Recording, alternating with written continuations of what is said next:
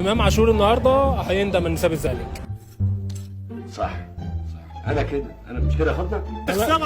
3-1 للزمالك. علموا على كلامي. وانت ايه الثقه اللي انت واقف فيها؟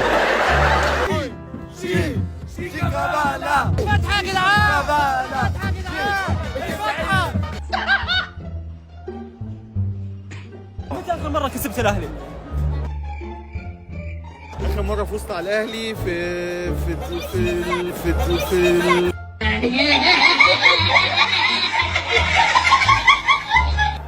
اخر مره فزنا على الاهلي تقريبا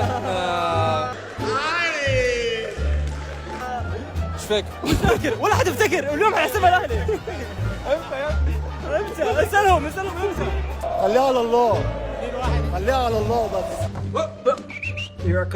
واللي بيحصل شيء عادي، كله من ده السنه دي، وعشان قدامنا برضو مفيش مستوى. اتفرج عليهم. اسمه ايه النادي ده؟ النادي الاهلي. اول مره اسمع الاسم ده. ما زهقتش والله زهقت. شيكابالا يعمل كده كده، شيكابالا يعمل كده بالكام. حضرتك مجنون؟ هنكون كسبانين 2-0 ان شاء الله. عايزين اليوم 2-0 ان شاء الله. 2-0 الاهلي 2-0. 2-0 ان شاء الله. الماتش ده يخلص 2-0 ان شاء الله. 2-0 للاهلي. الزبون المفضل بتاعنا، مفيش جديد.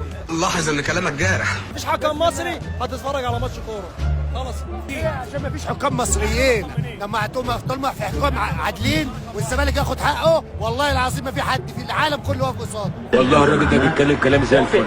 والله انا هقطعهم.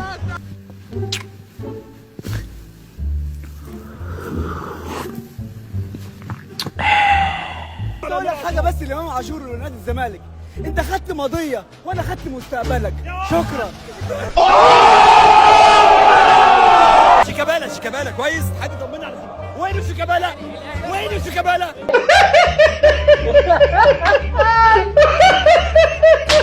يا راجل اتقي الله، يا راجل اتقي الله. ماما عاشور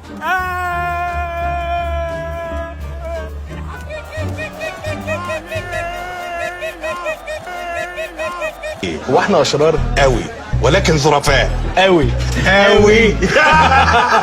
صدق الزملكاويه لما قالوا مين احسن لعيب في مصر.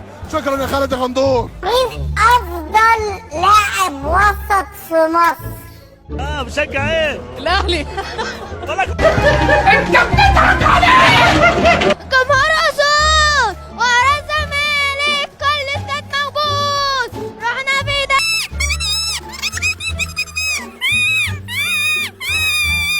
خلاص شجع الاهلي واديك هديه. يلا ايه رايك؟ ماشي. هبيع يا باشا هبيع. اقول لك الحاج زيزو هيعملها، بس هيعملها فين؟ عندنا فين؟ لا يعملها على نفسه.